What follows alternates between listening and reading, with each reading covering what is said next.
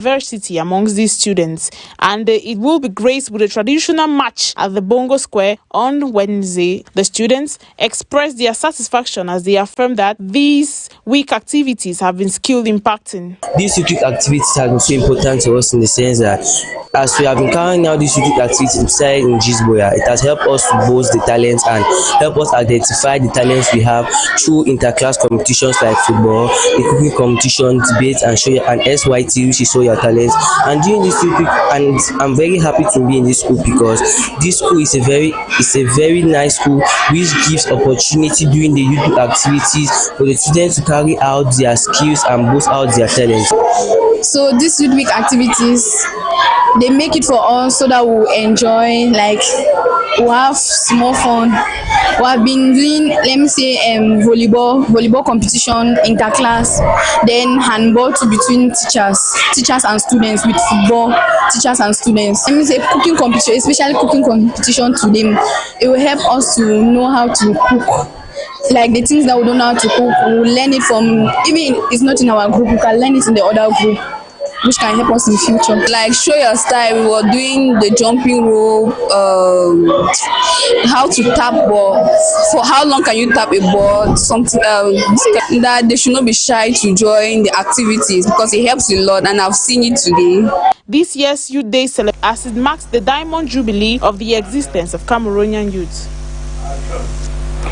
Natalie Juma ending that report.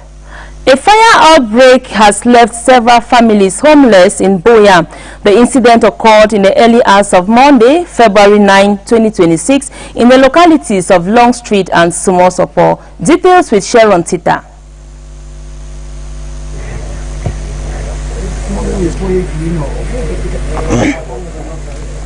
A devastating fire outbreak in Sumosopo and Long Street, Buea, has left several people without homes. The cause of the fire is still unknown, but eyewitnesses describe the chaos. I'm Sama Kutua. The incident happened just the next compound beside us. I was still asleep when I heard my dream fire. I had to get up. When I got up now, on reaching outside, our neighbors, their house was on fire. Some of them were even still sleeping in this the block side. They were still sleeping. The car both had already started catching fire, and that's how we got up and mobilized people and started trying to stake the fire down. But it was like the fire had already gone very fast. It was gas bottle and everything started exploding, and that's what happened. The fire, which occurred early this morning, destroyed several houses and belongings, leaving families with nothing.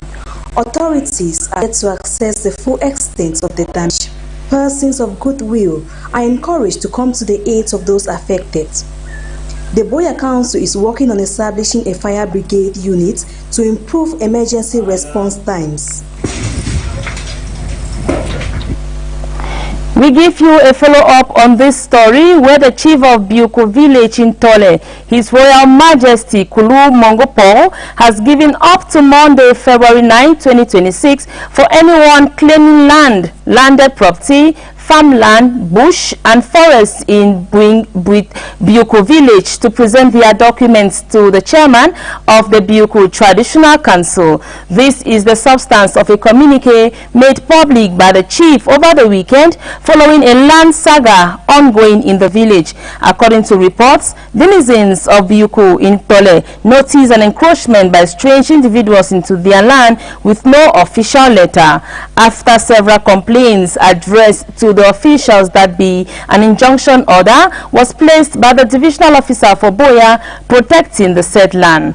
Until in the early hours of Friday, February 6, 2026, the population of Bioko woke up to arbitrary arrests from the forces of law and order, sparking a march by the population to the office of the DO for Buea. As at now, the chief of Bioko village in Tole awaits the documents and proof of ownership of any landed property in the village.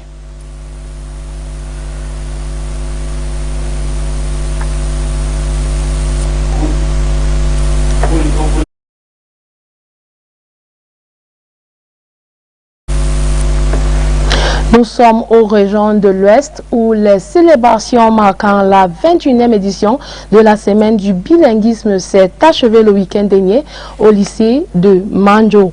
Le thème de cette année 2026 est accentué sur l'intelligence artificielle au service du bilinguisme. Le dépistage dans ce reportage. Ces élèves sont priés et sont déjà dans... La 21e édition de la semaine du bilinguisme s'est officiellement achevée pendant le week-end au lycée de Manjo dans la région de l'Est. Placée sur le thème « L'intelligence artificielle au service du bilinguisme », cette rencontre a mobilisé élèves, enseignants et autorités administratives autour de la promotion du vivre ensemble linguistique. Bilingualism is therefore important for our country. Let's promote bilingualism. Pour Madame Koulbout, née Maman Teni Reine Marceline, déléguée régionale des enseignements secondaires, c'est un atout pour le futur. Le choix du site impose une satisfaction totale. Let us remember that artificial intelligence is only effective when guided by human values. The promotion of bilingualism requires continuous effort, practice and interaction. Artificial intelligence tools must therefore be used as support mechanisms while preserving the central role of teachers and the human dimensions of communication. J'encourage les établissements scolaires à payer. La cérémonie a également été ponctuée de prestations artistiques, un mélange de poèmes, sketchs et animations musicales bilingues, mettant en lumière la créativité et la maîtrise linguistique des apprenants. Oh, les blancs vous ont tué. L'intelligence actuelle au repos, ma soeur. Regarde, quand moi je joue à Nisbet mon intelligence, moi je gagne les 5 millions. Toi tu es là-haut, l'intelligence artificielle. Oui. À travers de cette 21e édition, le lycée de Manjo s'impose comme un véritable creuset de promotion du bilinguisme, confirmant l'engagement des autorités éducatives à faire de la maîtrise des 2 langues officielles un atout majeur pour la réussite académique et l'intégration nationale sur le regard de M. Nkeh Fotéas Bertrand, chef du protocole des services du gouverneur.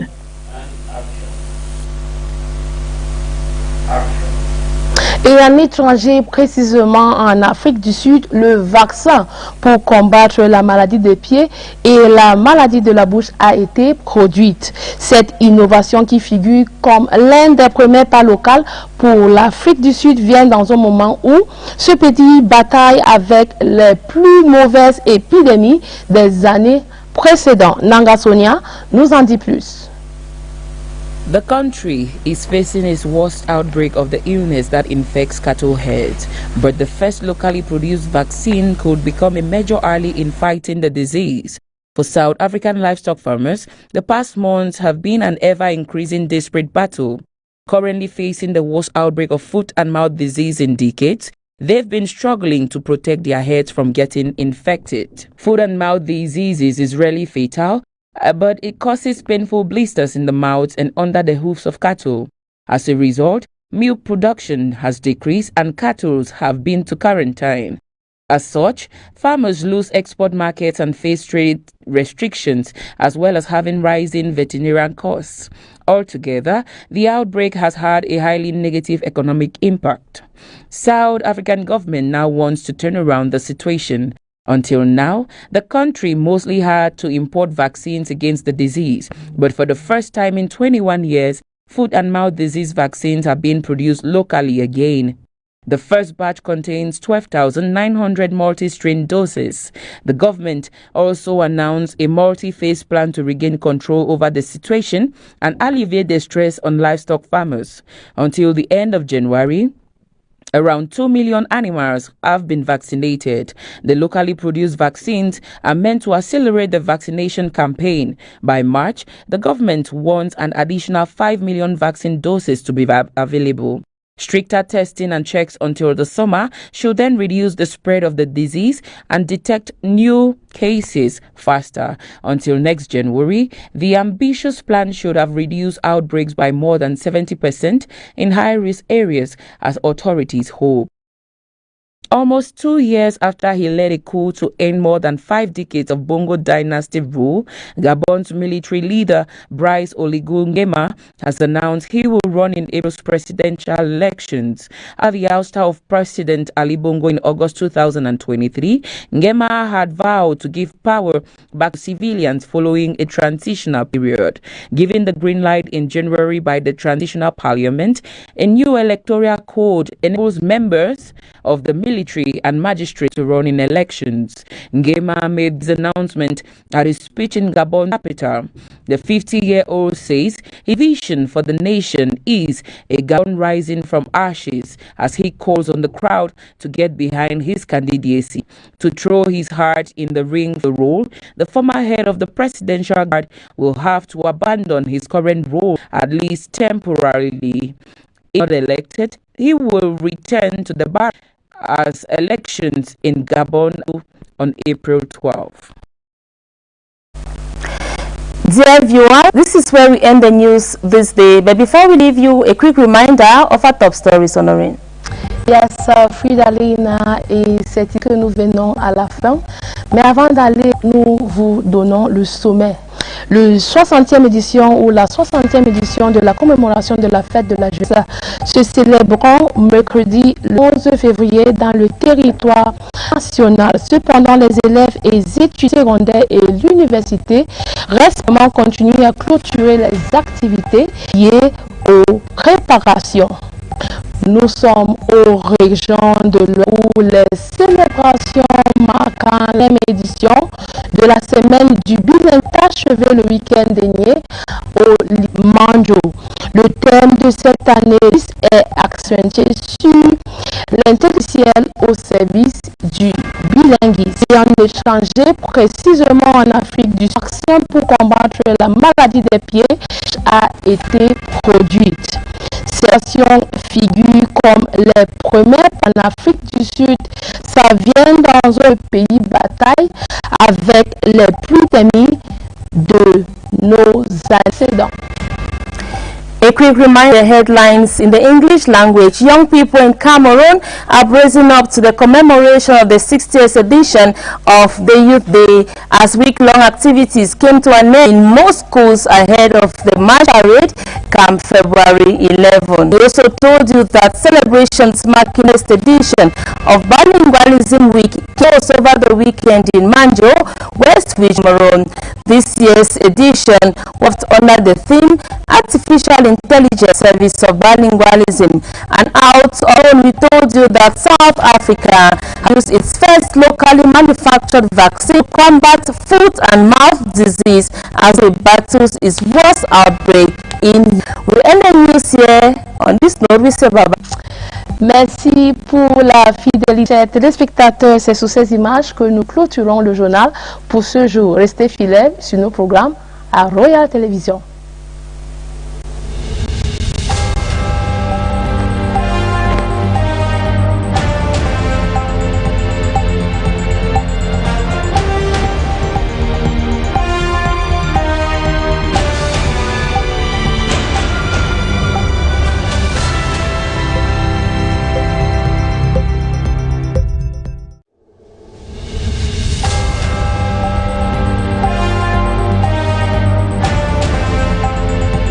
Greetings dear viewers, my name is Usmanu Junior and I'm a teacher in GIS